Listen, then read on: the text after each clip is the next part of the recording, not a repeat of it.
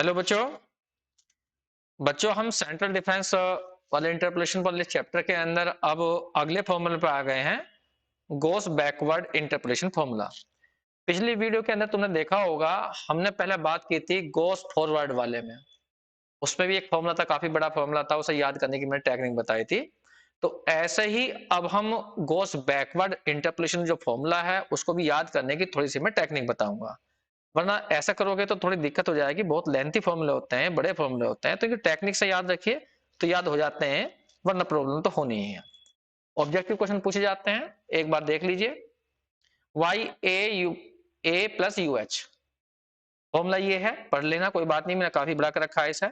और मैंने थोड़ी हिंट भी दी है इसके अंदर कि u की जो वैल्यू लेनी है वही लेनी है, x माइनस ए अपॉन एच। एक्स तो हमारा वो होगा जिस पर वैल्यू पूछी जाएगी। ए तुम्हें पता ही है, ए क्या लेते हैं हम, सेंटर में मिड पॉइंट। ध्यान रखना, मैंने पहले वीडियो बताई थी, उस पर सब कुछ बताया था, फिर भी एक बार बता देता हूं मैं, ए जो है मिड पॉइंट लेना है। ठीक है। और ये फॉर्मूला ज्यादातर जो होता है -1/2 और 0 के बीच में यदि u आता है तो इसे यूज करते हैं। लेकिन मैंने तुम्हें अलग तरीका बताया था कि जब भी सेंटर से आगे की बात करेगा राइट साइड में तो समझ जाइए फॉरवर्ड, और बैक साइड की बात करेगा लेफ्ट साइड में सेंटर के, तो फिर बैकवर्ड, वो बैकवर्ड लगा दीजिए। तो मैंने ये समझाया थी बाकायदा पहली वीडियो में, अगर तुम्हें उसमें ज्यादा देखना है तो देख लीजिए। फिर भी मैं कुछ हल्की हल्की बातें कुछ बताता हूँ, यहाँ ध्यान दीजिए। पहले मैं तुम्हें टेक्निक बताता हूँ इस फॉर्मूले को रटने की। देखिए ध्यान देना, y0 है, y-1 है, y स्क्वायर y-1 है, तो मैं कैसे कैसे बताऊंगा उसे ध्यान सुनना। मैं थोड़ा सा छोटा कर देता हूं क्योंकि काफी जगह घेर रहा है। ए मैंने इसे छोटा कर दिया। अब मेरी बात ध्यान से सुनना पहले। मैं फॉर्मूला बनाने की तुम्हें टेक्निक बता रहा हूं इसे। देखिए, सबसे पहले एक कॉलम तैयार करिए, y का कॉलम, फिर डेल्टा y का, फिर डेल स्क्वायर y का, यहां पर फिर डेल्टा क्यूब का। ऐसा कॉलम लिख लीजिए, रफली जो है रफ कर लीजिए, तो मेरे साथ मैं समझाने के लिए इतना सारा लिखूंगा। फिर सबसे पहले ये देखिए कि भी जो x की वैल्यू है सेंटर में कौन सी पड़ रही है। मान लीजिए यहाँ पे सेंटर में पड़ रही है, जो भी वैल्यू रखी होगी उसे सेंटर ले लीजिए। मैंने कहा सेंटर में जो भी पड़ रहा होगा उसे ही मैं a मान चलूंगा। सेंटर हमारा ये है यहाँ पर।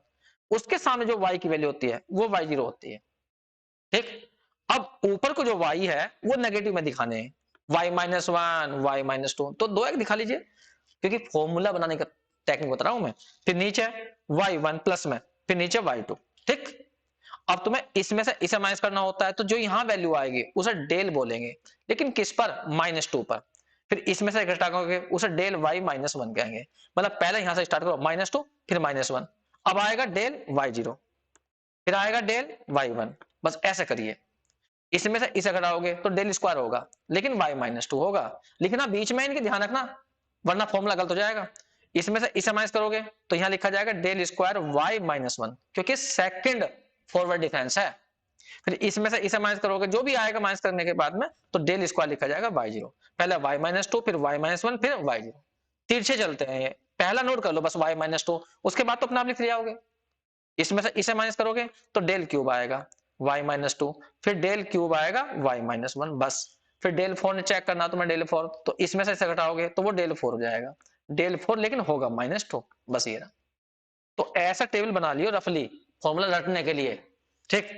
जो बच्चे ऑब्जेक्टिव करेंगे उनके लिए बता रहा हूं मैं, क्योंकि वो पूछेगा फॉर्मूले के अंदर बताइए फर्स्ट टर्म क्या है, सेकंड टर्म क्या है, तो उसके लिए रफली एक टेबल बना लियो इस तरह की। सही। अब यहां ध्यान से सुनना मेरी बात को। अब क्या करोगे, यहाँ पर क्या करोगे, इनके कोफिशिएंट नोट करने होते हैं। तो कोफिशिएंट की टेक्निक है बस मेन, तो ये पहला पहला फॉर्मूला बता दूं, एरो लगा दूं, एरो।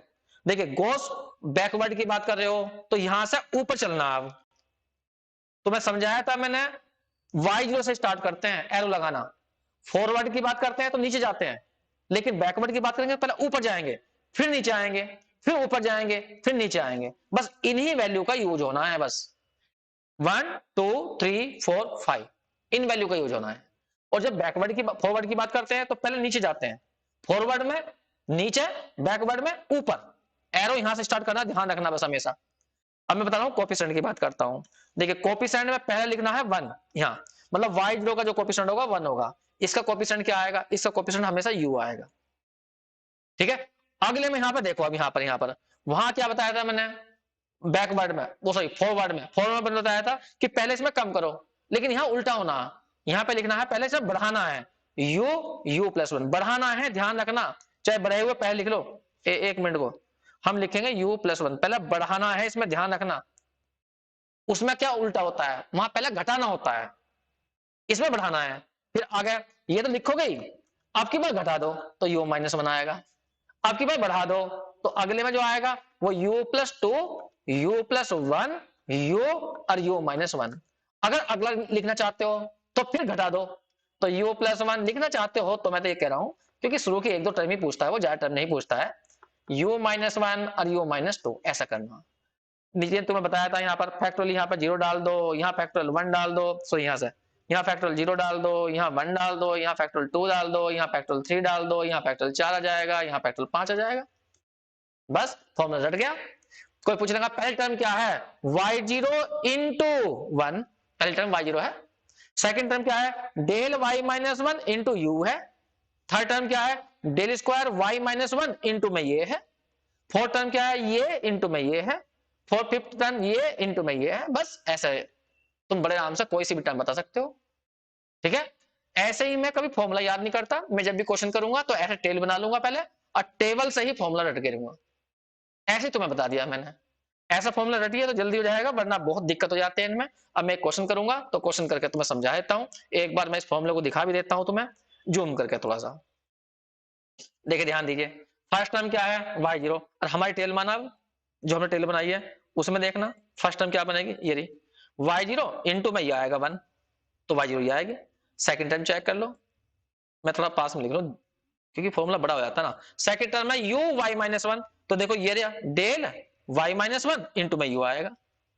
सेकंड टर्म बैठेगी डेल स्क्वायर y-1, और देखो ऊपर देखो डेल स्क्वायर y-1, उसका कोफिशिएंट ये है u+1 इंटू यू, ये रहा u+1 इंटू यू। फिर अगली टर्म देखो ये वाली टर्म है, ये 6 वाली फैक्टोरियल 3 वाली, ये फैक्टोरियल 3 वाली, u+1 u into u-1, u+1 u into u-1, और del cube y-2, del cube भी तो आएगा y-2, तो यहाँ पे आएगा डेल क्यूब y-2, ये रहा। अगले में डेल 4 वाला आएगा, ये वाला, तो देखो ये रहा डेल 4, और ये सारा कुछ चेक करो, इस वाले को सारा कुछ चेक करो, ये वाला है नहीं, ये वाले तो है, ये वाला u+2 u+1 u और u-1।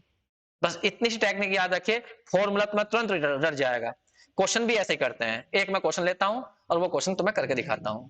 देखिए ये क्वेश्चन, ध्यान दीजिए। जो यहाँ पर x की वैल्यू दी गई है वो देखिए 1901, 1911, 1921, 1931, 1941, 1951, ठीक है। क्वेश्चन किस पर पूछा गया, 1936 पर। क्वेश्चन का मतलब समझा दो पहले। उसने कहा interpolate by mean of Gauss backward, कहा उसने गोस बैकवर्ड से करना। पॉपुलेशन बताइए, इस ईयर में पूछी है, by the given following table. हो सकता है कि इस शहर की टेब हो या किसी देश की हो, हमें उसका मतलब नहीं है। 1901 में किसी शहर की जनसंख्या 12,000 थी, 1911 में 15 थी, 1921 में 20 थी, 1931 में 27 थी, 1941 में इतनी थी, 1991 में इतनी थी। उसने पूछा 1936 में, तो 1936 कहां है, क्या शुरू के नजदीक है या लास्ट के नजदीक है? शुरू के नजदीक तो है नहीं, 1901 है, 1936 है। लास्ट के नजदीक, लास्ट के नजदीक सेंटर में है। सेंटर देखो अब, लेकिन सेंटर तो यहां दो हैं, सोचो 1 2 3 4 5 6, 6 वैल्यू है, आर्गुमेंट 6 डेटा दिए हुए हैं, तो इस सेंटर में दो चीज पड़ेंगी, या तो हमारे 21 है या 31 है। तो मैं तुम्हें सेंटर पहचानना बताया था पहली वाली वीडियो में, इससे पहली वाली वीडियो में क्या कहा था मैंने, ये देखो क्वेश्चन कहां पूछा गया है तुम्हें, 36 पर, तो 36 31 से आगे है, ठीक है। तो सेंटर तुम्हें 31 लेना, ये वाला, ये सेंटर लेके चलना जिसके नजदीक क्वेश्चन पूछा गया है। अब वो नजदीक का मतलब क्या हो सकता है, वो 31 से पीछे पूछ रहा हो, तो नजदीक देख लो इन दोनों के किसके नजदीक बैठेगा, 21 के नजदीक बैठेगा या 31 के नजदीक बैठेगा, जिसके ज्यादा नजदीक हो उसे लेके चलो। लेकिन ये तो 31 से बहुत आगे है, 21 के बीच में तो है ही नहीं है, 21 और 31 के, तो 31 से आगे है, तो अब तो तुम यहाँ केवल गोस फॉरवर्ड लगाओगे। मैंने कहा था सेंटर पहचान लो, एक मिनट में ही रख देता हूं। ये है 1901, 1911, 1921, फिर 31, फिर 41 है, फिर उसके बाद में 1951 है। हमारा जो नंबर पड़ रहा है ये पड़ रहा है 1931, यहाँ पर सेंटर ये लेके चलेंगे, ये नहीं जिसके नजदीक होगा, तो ये सेंटर है। तो मैं तुम्हें समझाया था, अगर सेंटर से आगे पूछा गया क्वेश्चन तो गोस फॉरवर्ड, आगे आगे है ये फॉरवर्ड, और जब पीछे पूछा गया हो यहाँ इधर तो गोस बैकवर्ड लगाओ। लेकिन इसने इस क्वेश्चन में स्पेशली कहा है नहीं गोस बैकवर्ड से ही करना, जबकि हमारे हिसाब से अगर ये कुछ ना बोलता तो मैं फॉरवर्ड लगाता, क्योंकि ये आगे था 91 से। फिर सुन लीजिए, जब इवन नंबर होते हैं तो दो नंबर मिड पॉइंट होते हैं, तो दो नंबरों में से कौन सा चुनना है जिसपे क्वेश्चन नजदीक पूछा गया हो। अगर वो मुझसे कहता 1921.1 पे बताओ, तो फिर मैं मिड पॉइंट इसे लेके चलता, और ये मैंने क्वेश्चन पूछा इससे आगे तो फॉरवर्ड लगाता। अगर वो क्वेश्चन कहता 1920 पे आंसर बताओ मुझे, तो 1920 इसके नजदीक है लेकिन पीछे है, ठीक है, तो सेंटर इसे ही लेके चलता, मैं सेंटर इसे ही बनाता, लेकिन बैकवर्ड का फॉर्म लगाता क्योंकि पीछे था उससे। ठीक है, तो ये तो मैंने ज्यादा क्लियरिटी बता दिया, तो मैं कभी ऑब्जेक्टिव में पूछ बैठा हुआ इस बात को कि बताइए इसमें न्यूटन बैकवर्ड लगेगा, ओ सॉरी गोस लगा रहे हैं, गोस सेंट्रल वाले फॉर्मूले हैं, तो गोस बैक फॉरवर्ड लगेगा या बैकवर्ड लगेगा। तो देखा जाए तो सही सही तो यहाँ फॉरवर्ड लगना चाहिए, लेकिन उसने कहा नहीं तुम बैकवर्ड से करके दिखाइए। ठीक है, मैं बैकवर्ड से कर देता हूँ। करें बच्चों, एक मिनट, जरा मैं टेबल को ज्यादा गंदी सी हो गई, इन्हें सफाई कर दो इन सबकी बाकी के। एक बार मैंने सब हटा दिया, ये रहा। चलिए टेबल बनानी तुम्हें सबको आती है, टेबल बनाने में कोई बड़ी बात नहीं है। देखिए मैं यहाँ पर टेबल बना रहा हूँ बच्चों, ध्यान सुनना। अरे यार कहाँ का चले जाता है, एकदम पता नहीं चलता। लो, हम सर टेबल बनती, हाँ पहले इधर खींचनी एक डंडा, एक खींच दिया, इसे तो हाथ से खींच लो, बे मतलब कैसे उठाओ। लो, कभी कुछ हो जा कभी कुछ हो जा, यहाँ डाल दी। यहाँ डालेंगे हम x की वैल्यू, फिर डालेंगे हम y की वैल्यू, यहाँ पर ये डालेंगे y की वैल्यू, फिर उसके बाद में डालेंगे फर्स्ट डेरिवेटिव का एक कॉलम, फिर सेकंड डेरिवेटिव का एक कॉलम, फिर थर्ड डेरिवेटिव का एक कॉलम, फिर फोर्थ डेरिवेटिव का एक कॉलम। वह है कितनी वैल्यू, 6 वैल्यू थी, 5 तक जाएगा, एकम तक जाएगा ना। चलो जी, अब यहाँ पर वो तो बनाया नहीं, ऊपर तो खींची नहीं, ऊपर खींच लेता हूँ। ये अरे अब क्या वैसे खींचूंगा, ऐसा क्यों खींचूं फिर, जब ये इतनी खींची तो इसमें भी ऐसे खींच देता हूँ। ये लो, ये चलो बच्चों, अब बस ज्यादा करते खेल करते हुए मतलब का, पहले x लिखेंगे फिर y लिखेंगे। x देखो कितना है 1901, फिर थोड़ा गैप लगा के लिखना जिससे कि सेंटर में लिखी जाए, यहाँ बीच में वैल्यू, फिर 1921, 31, लो भैया गैप के चक्कर में जगह भी कम पड़ गई हमें, 1941, एक कम पड़ गई थोड़ी जगह, मैं से ऊपर टेबल को ले लेता हूँ हल्की सी, टेबल ऊपर ले गया मैं, 1951, 1951। चलो बीचो y की वैल्यू बताओ, पहले है 12, फिर यहाँ पर है 15, फिर यहाँ पर 20, फिर यहाँ पर 27, देखो गलती हो सकती है लिखने में, यहाँ पर 52, सही से चेक कर लेना, जल्दीबाजी में गड़बड़ हो सकती है। देखिए हम फर्स्ट डिवाइडेड डिफरेंस निकालेंगे और जल्दी जल्दी कैलकुलेट करो, देखो कितने। चलो बच्चों घटाइए, 15 में से 12 गए 3, 1 मिनट, फिर ये गए 5, उसके बाद 7, 12, 13, सेकंड बनाइए बच्चों, इसमें से ये गया, बीच में लिखने ध्यान रखना, गलती मत कर देना, इसे बीच में लिखने पे यहाँ आ जाएगा 2, यहाँ पर आ जाएगा 2, यहाँ पर आ जाएगा 5, यहाँ पर आ जाएगा 1, थर्ड निकाल दीजिए, थर्ड निकालना है, इसमें से ये गया 0, इसमें से ये गया 3, इसमें से ये गया -4, 4 निकाल दीजिए, इसमें से ये गया 3, इसमें से ये गया -7, एक और निकलेगा बस 5 वाला, क्योंकि 6 वैल्यू थी ना। हाँ तो इसमें से ये गया -10, बस बच्चों ये रहा। बस 1 मिनट ध्यान देना, अब मैं एरो लगाने जा रहा हूं, लेकिन एरो से पहले सुन लो ध्यान से। सेंटर 36 था, 36 30 में से नीचे को आएगा तो सेंटर ये लेना, ये सेंटर लेना, ये ही ए होता है, बस इतना ध्यान रखना, ये सेंटर लेना, ये ही हमारा ए है, सेंटर ए लिख दिया मैंने, ये सेंटर है, यही ए है, यही मिड पॉइंट है ए, बस जी। इसके सामने जो y की वैल्यू है, ये कलर पता नहीं रेड वाला तो मैं दिखाई देता नहीं दिखाई देता, मैं बार बार रेड वाला डाल देता हूँ, ये और डाल देता हूँ, तो इसके सामने जो वैल्यू होती है वो होती है y0, ऊपर को नेगेटिव नीचे को पॉजिटिव, इसे y-1, इसे y-2, इस वाले को y-3, ऐसे संकेत देने हैं। नीचे को पॉजिटिव देना, ये y1 ये y2, ठीक है। अब यहां से जाओ, ये डेल, लेकिन पहले ये -3 पर, तो डेल y -3, फिर यहाँ पे देखो इसे देना डेल y -2, इसे देना है डेल y1 -1, इसे देना है डेल y0, इसे देना है डेल y1। अब ये आ जाओ, ये थर्ड सेकंड वाला, तो डेल स्क्वायर y-3, इसको डेल स्क्वायर y-2, इसको डेल स्क्वायर y-1, इसको डेल स्क्वायर y0।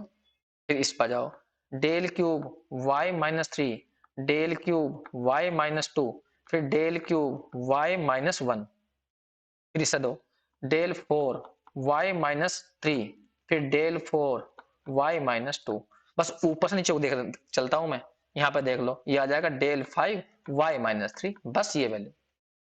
अब बस एरो देखो, ध्यान से देखो, फिर समझाता हूं एरो कैसे लेना होता है। हमेशा सेंटर पकड़ो, ये सेंटर, सेंटर के सामने y0, तो पहली टर्म यहां से स्टार्ट होनी, फॉरवर्ड है तो नीचे चलना, बैकवर्ड है तो ऊपर लगाना, यहां से एरो ऊपर, तो इसका मतलब पहली टर्म में ये आएगा, सेकंड टर्म में ये आएगा, फिर यहां से नीचे थर्ड टर्म में ये आएगा, फिर यहां से ऊपर ये आएगा, फिर इसके बाद ये आएगा, फिर ये आएगा, ये ऐसे एरो लगाने, ठीक है। यदि बैकवर्ड की बात करते, फॉरवर्ड की बात करते, पहले यहां से नीचे जाते, फिर ऊपर, फिर नीचे, फिर ऊपर, फिर नीचे, तो इसका यूज होता ही ना, नीचे आते ना यहाँ, तो कोई बात नहीं, इसको फिर डेल 5 का यूज नहीं करेंगे फॉरवर्ड में, लेकिन उसने कहा था नहीं बैकवर्ड से करना, तो हमने कोई बात नहीं एरो लगा दिए। बस अब हमें कोफिशिएंट और चाहिए, इनके कोफिशिएंट क्या क्या बनेंगे वो ये जरूरत लेना। देखिए कोफिशिएंट में यहाँ लिखूंगा सजाने के लिए तुम्हें, बस बच्चों इन्हें ध्यान रख लेना, ये कोफिशिएंट में प्रॉब्लम होती है। पहले में तो 1 लेना, y0 कोफिशिएंट बनाएगा, अगले में लेना है u, जब बैकवर्ड की बात हो तो बढ़ाना है, फॉरवर्ड की बात हो तो घटाना है, उल्टा होना है, बस ये ध्यान रखना। अब यहाँ u+1 बढ़ाएंगे पहले, इंटू में u आएगा, अगले में एक घटाना आपके पास u+1 u और u-1, इससे अगले में इस वाले में आपको बढ़ाना है, तो u+2 आएगा, u आएगा, u-1, ये आ गया। अरे u+1 तो रह गया, u+1 बढ़ाया ना, u+1 इंटू में u भी है और इंटू में u-1 भी है, इसमें क्या करेंगे बढ़ा दिया, अब क्या घटाना है, तो u+2, फिर u+1 u-1 एक घटा दिया u-2, इसमें यहां से स्टार्ट करो, factorial 0, factorial 1, factorial 2, factorial 3, factorial 4, factorial 5। ये तो बड़े क्वेश्चन करने के तरीके बता रहा हूं, ये सब नहीं कोफिशिएंट तो मैं याद ही रखने हैं। अब मैं बताता हूं, जब फॉर्मूला लगाया जाएगा ना, तो पहले 27 आएगा ये वाला, उसका कोफिशिएंट ये बैठेगा, फिर ये आएगा उसका कोफिशिएंट ये बैठेगा, यहाँ पे 5 आएगा उसका कोफिशिएंट ये बैठेगा, फिर 3 आएगा उसका कोफिशिएंट ये बैठेगा, -7 आएगा उसका कोफिशिएंट ये होगा, बस इनकी गुणा करते जाना, जोड़ते जाना, बस आंसर, ठीक है। अब यहाँ पे पहले तुम्हें u पहचानना पड़ेगा, u क्या होगा, देखो सबसे पहले x पहचानो, किस पे क्वेश्चन पूछा था, 1936 से पूछा था, तो वो x है। a क्या है, जो तुमने सेंटर लिया है, सेंटर लिया हूं 1931, 1931 सेंटर लिया है, तो u कितना बैठा, इंटरवल चेक कर लो, इंटरवल है यहाँ पे 10 10 का, इंटरवल 10 होगा, फॉर्मूला होता है x minus a upon h, तो x की वैल्यू कितनी है 1936 है, और माइनस के 1931 और बटे में h कर दो, h का मतलब 10 कर दो, इसे सोल्व कर लो, ये लगभग बैठेगा मेरे ख्याल से 1/2, चेक करो, अरे चेक करो ना कितना बैठ गया, 5 बैठ गया ना ऊपर, तो 1/2 तो आ गया बस। अब यहाँ पे कोफिशिएंट यही चेक कर लो कितने कितने बैठेंगे, देखो पहले वाले कॉलम में तो बनी रहेगा, यहाँ तो बनी रहेगा, यहाँ पर u की वैल्यू हो जाएगी 1/2 होगी, फैक्टोरियल 2 तो बाहर है ही, ये u की वैल्यू 1/2, तो 1/2 + 1 तो 3/2, तो यहाँ आ गई, इनटू में u की वैल्यू 1/2 ये आ गई। अब देखो इतने ब्रैकेट तो नहीं लिखे जाएंगे सेम, ये तो 3/2 इंटू में 1/2, और यहाँ पर एक कम करना, तो 1/2 में से एक कम करेंगे तो माइनस के 1/2 आएगा, और फैक्टोरियल में 3 चलना, ये रहा, सोल्व कर लिया, वो तो थोड़ा बहुत कैलकुलेशन है वो, इसको सोल्व करना, मैं तो यही कर रहा हूँ रफली, क्योंकि मुझे ऑब्जेक्टिव के हिसाब से करवाना, नहीं कि उससे के लॉन्ग क्वेश्चन भी ऐसे ही हो जाएंगे, बस लॉन्ग क्वेश्चन बस ये लाइन में लिखने हैं और कुछ नहीं करना है। यहाँ पे चेक कर लो, u+2 बढ़ाया था इसमें, तो 1/2 करोगे तो 2 2 4, 5/2 आ जाएगा, तो 5/2 आएगा, इंटू में 3/2 आएगा, इंटू में 1/2 आएगा, इंटू में माइनस के 1/2 आएगा, फैक्टोरियल में कितना जाएगा 4 हो जाएगा। इस वाले को कैलकुलेट करना, तो इसे मैं इधर लिख देता हूँ इस साइड में को, तो देखो ये तो सेम चल रहे हैं, ये वाला सेम चलेंगे यहाँ तक, बस ये वाला घटा बढ़ा इसके अंदर, तो कितना आया 5/2 आया, 3/2 आया, 1/2 आया, माइनस के 1/2 आया, इंटू में 1/2 -2, तो 2 दूनी 4, माइनस के 3/4, 3/2 ये, और अपोन में फैक्टोरियल 5 आ गया। बस अब तुम्हें क्या फॉर्मूला लगाना, तो लिख लीजिए न्यूटन गॉस बैकवर्ड, नहीं Gauss backward interpolation formula. Formula बस किसकी वैल्यू आई थी, y 1936 की चाहिए थी। करो, देखो यहां ध्यान दो, पहली वैल्यू यहाँ पे 1 है, ऊपर ये है कितना 27, तो 27 इंटू 1 आ जाएगा, फिर प्लस सेकंड टर्म क्या आएगी, ऊपर देखो टेबल में एक बार को, ऊपर टेबल में देखो, यहाँ है 7, तो 7 की मल्टीप्लाई इसमें होगी, खेलना 1/2 में हो जाएगी, तो 7 इंटू 1/2 कर दोगे, 7 इंटू 1/2। थर्ड टर्म चेक करो, ऊपर देखो थर्ड टर्म क्या है, थर्ड टर्म में है 5, ये रहा 5, तो 5 की मल्टीप्लाई इस सारे में हो जाएगी, ये तो 5 की मल्टीप्लाई इसमें कर दीजिए, तो 5 इंटू 1/2 इंटू 3/2। देखिए मैं तो तुम्हें सजा के दिखा रहा हूं, वरना मैं सीधा मल्टीप्लाई कर देता, 3/8 आएगा, 3/8 लिख दो, ये तो कैलकुलेशन करके दिखा रहा हूं वैसे, जिससे कि तुम्हें समझा सकूं मैं कि हाँ भाई ये बैठेगा इसका। ऊपर से देखो फोर्थ टर्म क्या है, ये रही, ये रही, यहाँ पे 3 आया आपकी बार, तो 3 की मल्टीप्लाई इस सारे में हो जाएगी,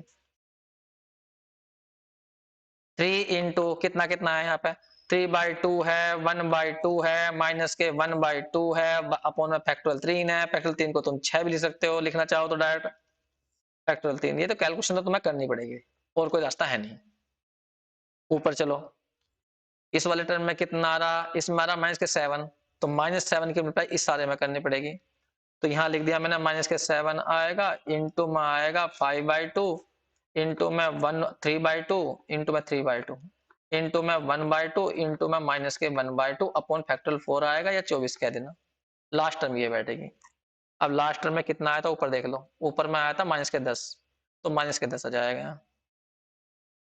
लास्ट टर्म बैठेगी -10 इंटू में सारा ये, तो 5/2 है, इंटू में 3/2, इंटू में 1/2, इंटू में माइनस के 1/2, इंटू में माइनस के 3/2, अपॉन फैक्टोरियल के 5 बैठेगा, ये रहा। बस जी अब ये कैलकुलेशन है बच्चों, ये तो तुम्हें करनी ही पड़ेगी, फिर भी मैं थोड़ा बहुत जितना हो सकता है उतना करके दिखा देता हूँ।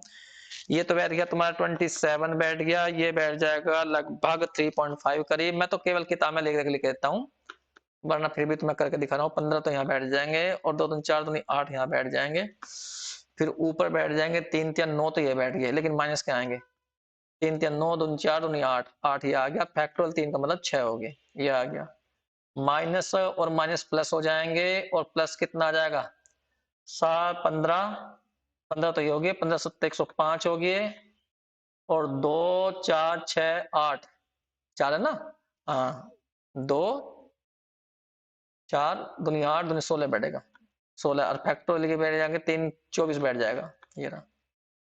फिर उसके बाद में ये बैठेंगे 10, तो यहाँ बैठ गया, माइनस माइनस माइनस ये आएगा, और कुल मिलाकर 10, तो यहाँ 15, यहाँ 15 × 45, 45 यहाँ हो गया, और बटे में कितना हो गया 1 2 3 4 5, 32 यहाँ आ गया, और फैक्टोरियल 5 लिख देना, 4 पंजे 20, 4 दूनी 10, 120 के करीब ये हो गए। अब इसे कैलकुलेट करते रहो, ये तो देखो मैं टाइम बेगा करने वाली बात हो गई है, इसे कैलकुलेट कर लेना अपने आप थोड़ा बहुत, प्लस के यहाँ बैठ जाएंगे 1.87, मैंने देखिए मोबाइल में देखे करने पड़ेंगे या कैलकुलेटर में देखे करने पड़ेंगे, क्योंकि ये बिना कैलकुलेशन वैसे नहीं हो पाएंगी, तो मैं तो केवल 1/875 बुक में देख के लिख रहा हूँ इसे, ये 0.2734 आएगा, और माइनस के आएंगे 0.1172, तो ये लगभग जो आंसर इसका बैठता है वो बैठता है 32.34, ये बस इतना ही आंसर है, तो इसे चेक कर लेना, तुम्हें समझ में आ गया होगा शायद, मैंने कोशिश तो पूरी करी है, और मैं अगले फॉर्मूले और बताऊंगा अगली वीडियो में। ठीक बच्चों, थैंक यू।